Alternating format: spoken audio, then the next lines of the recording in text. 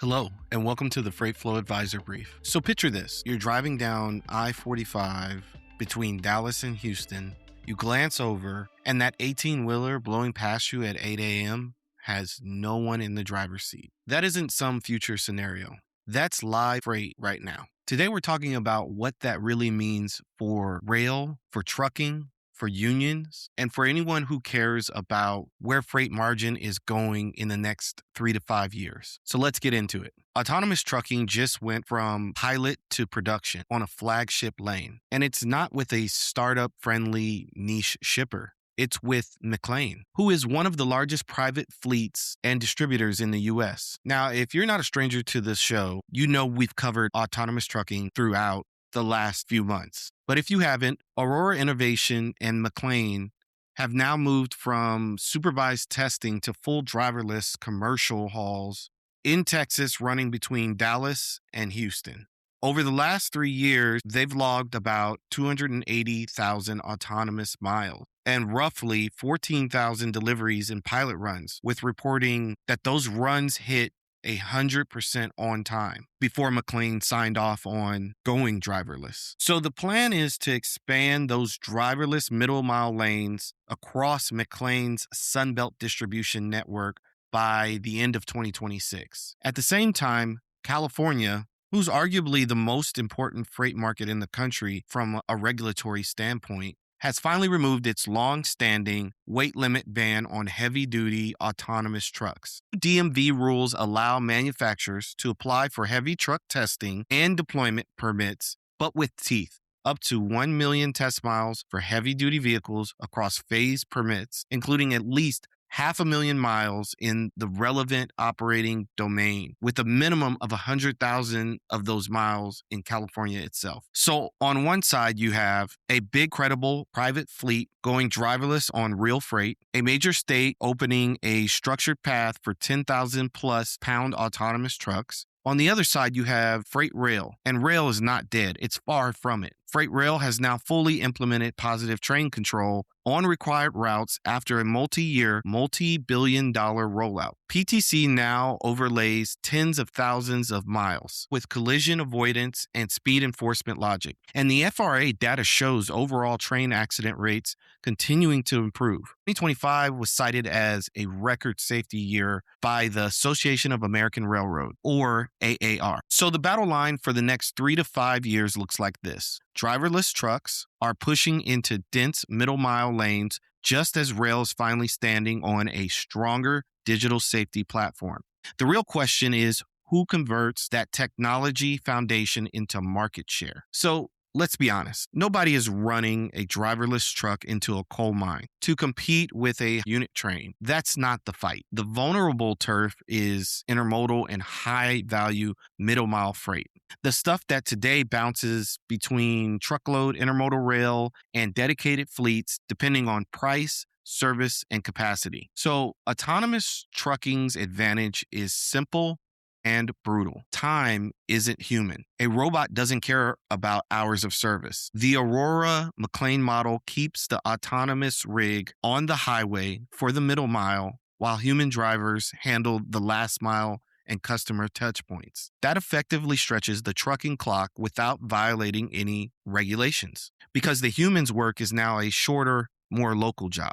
Consistency is a feature. In the pilot phase, this one program alone logged hundreds of thousands of miles with a perfect on-time record before McLane agreed to scale it up.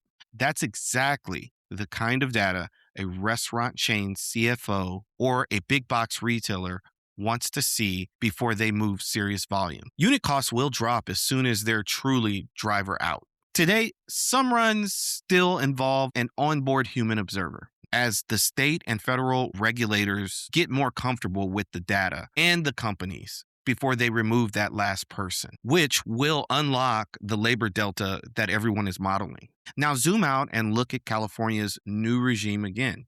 To deploy a heavy-duty driverless truck commercially, a manufacturer has to test at least 500,000 miles with a driverless testing permit in the proposed operating domain with at least 100,000 miles in California. Meet detailed safety reporting rules that mirror federal reporting. So that's not necessarily a green light. That's a high bar with a clear path. And what markets do operators go after once they've cleared that bar? They go after lanes where you can standardize routes. You can keep trucks moving 24/7, and you can amortize the tech over a lot of loaded miles. Those are exactly the lanes where intermodal rail has traditionally tried to win on cost per mile. Meanwhile, rail has its own automation story and it's not getting enough airtime. Take parallel systems. In Georgia, they've received FRA approval and are now launching a 160-mile commercial pilot in partnership with Genesee and Wyoming. These are autonomous battery electric rail cars that can run in platoons, not traditionally fixed length trains. Parallel has publicly said they have a backlog north of 300 autonomous rail cars with leading railroads and expert commercial operators to start rolling out in 2026. The mission is very explicit. They want to give railroads a more flexible, short haul option that chips away at truck first decisions on those middle distances. So if you're an investor, the frame shouldn't be will truck kill rail. The frame should be will autonomous truck commoditize long haul, middle mile, highway freight before autonomous rail and smart terminals can make rail more modular and truck competitive on the same lanes, because those are the two curves that are now moving towards each other. So we'll get back into unions and regulation in a second. But first, a quick note for those of you who actually try to price this in the future, not just talk about it. This episode is brought to you by FreightFA. If you're listening to this show, you probably live in spreadsheets where these decisions get made every day. Do I renew that intermodal contract or split 30% to a new autonomous ready carrier? And that's exactly what FreightGPT inside of FreightFA is built to tackle. Instead of you manually stitching together rate sheets, fuel assumptions, and anecdotal broker quotes, FreightGPT lets you just ask simple questions in plain language and get lane level cost estimates that account for mode, including truckload, intermodal, rail, and emerging autonomous options where we have the data. You can look at distance, density, and equipment, commodity profile and service expectations, and even the regulatory friction we're talking about in this episode. Our other advantage is speed. Instead of waiting days for a consultant deck or digging through internal TMS exports, you get directional answers in minutes. So your team can spend more time making decisions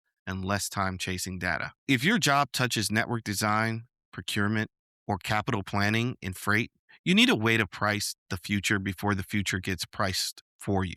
FreightGPT is that tool. To see what it looks like on your own lanes, head over to freightfa.com and request access. Again, that's freightfa.com. So as we get back to autonomous trucks versus rail, technology isn't operating in a vacuum here. Labor and regulation are going to decide how steep these adoption curves really are. On the trucking side, the Teamsters are in full defensive mode after California cleared the way for heavy-duty autonomous testing and deployment. Teamsters leadership basically said, and I quote, "We're going to fight this in the legislature, in the courts, and in the streets." Overdrive's coverage made it pretty clear. They see the DMV's move as a direct threat to human driver jobs in the largest freight state in the country. On the rail side, the unions are fighting a slightly different war: crew size and automation waivers. We saw the Biden administration move to lock in a two-person crew rule for many freight trains, arguing that it's a safety necessity. The railroads, backed by their trade groups, have been pushing hard to reverse that and allow one-person crews in more situations, saying it would save hundreds of millions of dollars over a decade. So why does that matter for autonomy? Because if you can't even get from 2 humans to 1 on a long train, it's going to be much harder politically to get to no humans on the consist, even if you have PTC and autonomous yard operations in place. In other words, trucking is fighting over how fast drivers can be removed from the middle mile. Rail is still fighting over whether you can remove even one person from the locomotive. That's not just a tech gap, that's a political sequencing gap. And then there's the structural driver shortage on the trucking side. Even apart from autonomy, the industry is staring at tens of thousands of unfilled seats and projections that the shortage could grow substantially toward the end of the decade as older drivers retire faster than new ones enter. That chronic pressure is exactly what makes the "we can't find drivers anyway" argument for autonomy politically palatable in a lot of states. So when you overlay the maps, Sunbelt and some Mountain West states are effectively saying, let's move, but show us the safety data. California is saying, we'll move, but only after you hit huge testing thresholds. And unions are trying to slow everything down long enough to renegotiate what work looks like on the other side. So if you're a shipper, it's not enough to know who has the better stack. You need to know who has a smoother political runway. So listen, over the next 3 to 5 years, you might be asking, where does this leave you? Here's my opinionated take. Autonomous trucking will carve out real share in specific middle mile corridors first. Think Dallas to Houston, DFW to Phoenix, distribution center to distribution center Sunbelt runs, where lanes look the same every day and the freight profile fits well within current safety envelopes. I also expect autonomous trucks to pick up a lot of cold chain market share. And you will see meaningful cost and service differentiation there before you see it everywhere. Rail will stay strong in bulk and dense intermodal, but the bar is rising. With PTC fully deployed and safety trending in the right direction, there's no excuse not to layer on more automation where it makes sense.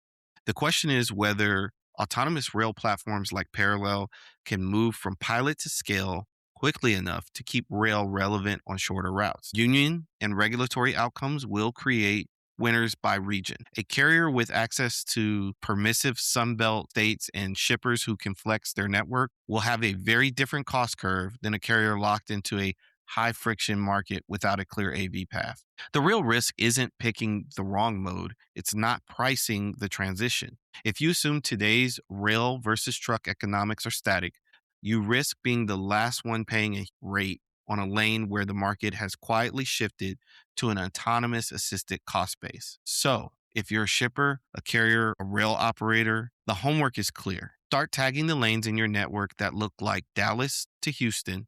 Watch where autonomous pilots move from press release to contracted volume. Track autonomous rail not as a science project, but as a potential shield for your rail share on short haul and regional routes. And make sure you have tools, whether it's your internal data science team or a platform like FreightFA, to actually model the cost and risk trade-offs before your competitors do.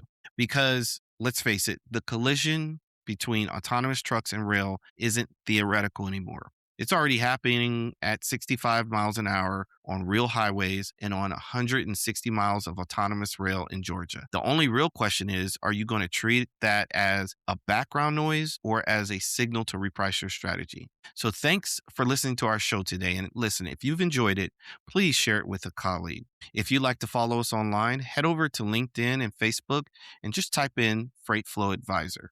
And you can listen to this podcast on Spotify and Apple. You can also watch it on YouTube. If you wanted to do a deep dive on the autonomous revolution, head over to Substack.com and search the Freight FA Brief, where you'll find several curated articles about Aurora, parallel systems, and many more that should be on your radar. Until next time, this has been your Freight Flow Advisor Brief.